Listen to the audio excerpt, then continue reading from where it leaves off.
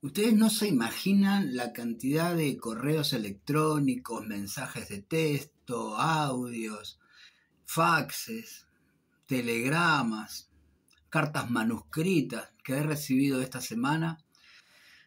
Muchas de ellas me pedían que armara una charlita sobre Melchora Cuenca y Artigas, hablar de Melchora Cuenca sin hablar de Artigas, porque fue una de las mujeres de Artigas. Y por otro lado, otra cantidad de gente me dice, no, armaste una charlita sobre el ideal de belleza femenino. Bueno, ante esta encrucijada, tomé una decisión que implicaba matar 3 pájaros de 2 tiros. Hablar en una misma charla de Melchora Cuenca, del ideal de belleza femenino y de todo lo que se cruzara en el camino. Me quedó con rima y todo. ¿Quién era Melchora Cuenca? Se preguntarán algunos de ustedes. Yo muchas veces cuando salgo a hacer mandados ahí en la vereda, las señoras que barren, las dueñas del barrio que siempre encuentran temas de conversación, uno de los temas preferidos de ellos es hablar de las relaciones de Melchora Cuenca y Artigas. Y se preguntan, y se contestan dónde se conocieron y todas esas cosas. Cómo habrá sido la tormentosa relación, cómo fue su final. Yo prefiero no decirles nada para no desilusionarlas, pero bueno, vamos a hablar un poco de lo que sabemos y tratar de lo que no sabemos intuirlo, porque nos ha pasado muchas veces que ante este tipo de personajes tenemos una serie de datos que a veces son muy minuciosos de parte de los historiadores y se los valoramos, pero por el otro lado hay otros que serían datos muy importantes, de los cuales carecemos de información, y para eso no hay nada mejor que apelar a la imaginación deductiva, ¿no? Tampoco la fantasía de creer cualquier cosa o de inventarse cualquier historia, sino de más o menos tener en cuenta que tomando algunos datos objetivos podríamos llegar a determinado tipo de conclusiones. Melchora Cuenca es hija, fíjense, el padre de Melchora Cuenca es Gaspar Cuenca. Si alguien se llama Gaspar y le pone Melchora a su hija, queremos creer que si tiene un hijo varón, que no lo sabemos si lo tiene, o sea, un hermano de Melchora, se debe llamar Baltasar. Pero bueno, no sé, eso capaz que corre por cuenta de una mente peregrina como la mía.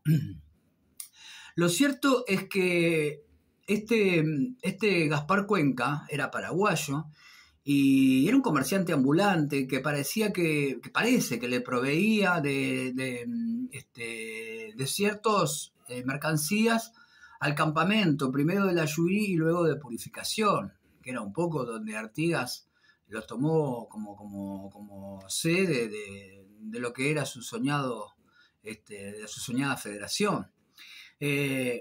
Queremos creer, porque ahí justamente no tenemos datos, que Melchora Cuenca acompañaba a su padre en algunas de esas aventuras comerciales. El campamento de Purificación tenía unos 1500 habitantes como mucho, era un campamento, no era ni una ciudad ni una villa, fue algo que lo montó el propio Artigas y después quedó en el olvido y quedó devastado esa zona, no quedó nada. Pero dejando de lado esos pormenores históricos, queremos decir que, bueno, en algún momento seguramente esas especies de vendedores ambulantes se arrimaban a lugares así, además de a las villas y los poblados, para tratar de ofrecer sus mercaderías, ¿verdad? Esto que suponemos hizo que en algún momento las vidas de Melchora Cuenca y de nuestro Pepe Artigas se cruzaran. La diferencia de edad entre ambos es de más o menos unos 20 años mayor Artigas. Cuando Artigas ya estaba en esos lugares era un hombre de 50 y pico de años y un día se debe haber aparecido esta muchacha con su padre de 30, y acá es donde interesa que nos detengamos un minuto. Era lancera Melchora Cuenca.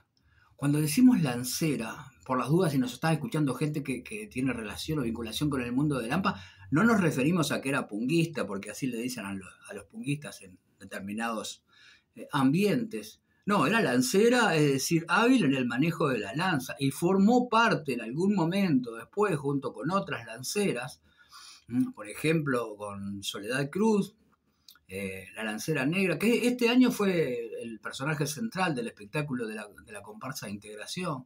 Bueno, junto con Soledad Cruz y con Juana Bautista, qué nombrazo. Juana Bautista es un nombrazo para lancera o para lo que sea.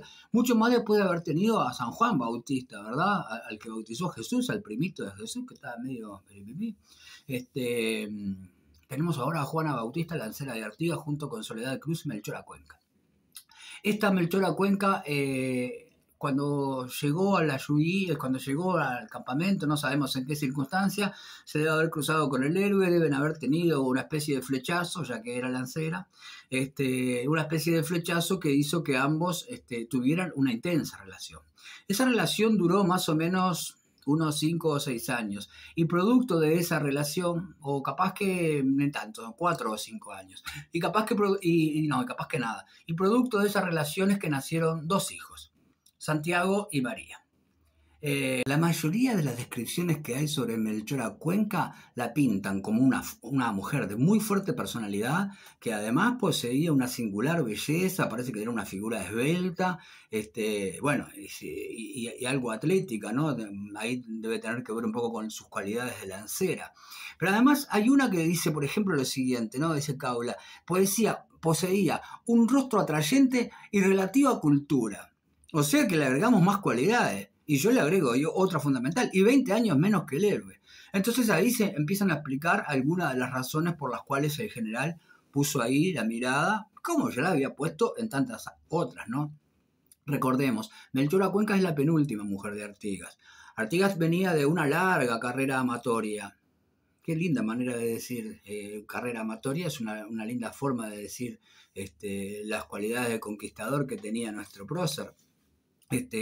Melchora Cuenca va a ser la penúltima, con la que tiene dos hijos, decíamos Santiago y María, y la otra va a ser Clara Gómez en su última etapa en el Paraguay, con la que tiene un hijo más, Juan Simeón. Parece que siempre hubo ciertas tiranteses en la relación, a pesar de que, como dijimos, se trataba de una relación intensa. Lo cierto es cuando Artigas va quedando cercado cada vez más solo, y después de alguna de las traiciones, particularmente de algunas de las que fueron definitivas, como la de Pancho Ramírez, Artigas decide irse al Paraguay. Y allí se produce la ruptura con Melchora Cuenca, porque Melchora todo parece indicar que lo quiere seguir, quiere irse con él a Paraguay. Ella era paraguaya, recordemos. Pero Artigas, teniendo en cuenta, quise decir, ciertos peligros, prefiere que ella se quede y él irse con un puñado de hombres a su exilio en Paraguay. Melchora Cuenca se queda, efectivamente. Esa ruptura se produjo en Mandisoví, hoy en la provincia de Entre Ríos, y hay algunas referencias a las que vamos a mencionar luego, de ese lugar fatal en donde se produjo la separación. Artigas tenía el hijo que tuvo con Manuel Artigas, que le encargó particularmente que se encargara, que es el hijo que tuvo con Isabel Sánchez. Con Isabel Sánchez le encargó particularmente que se encargara de Melchora Cuenca y de los hermanastros de él, cosa que hizo durante un tiempo Manuel. Después los hijos fueron pedidos por la familia de Rivera, por el propio Rivera, que quería a Santiago, y terminó siendo Santiago un excelente militar y un importante personaje en las luchas por la definitiva independencia, o más o menos a eso que le llamamos independencia, a las órdenes de Rivera. Y cuando ese hijo, Santiago, se fue a integrar las filas de Rivera, Melchora siempre se quedó con la chiquita, con María.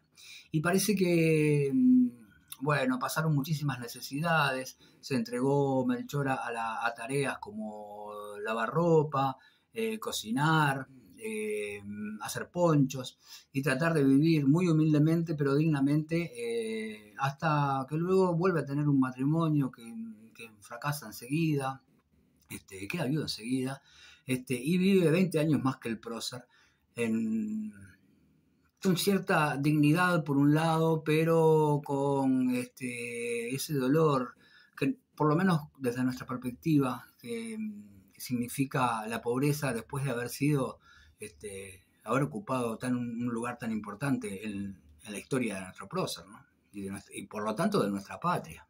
Una de las tantas leyendas que giran en torno a Melchor Acuenca es que cuando su hijo le comunica que Artigas había muerto, en 1850, ella dice: mentiras, son mentiras de los enemigos, pobres mentiras, ya lo verás llegar por el mismo camino por donde se fue.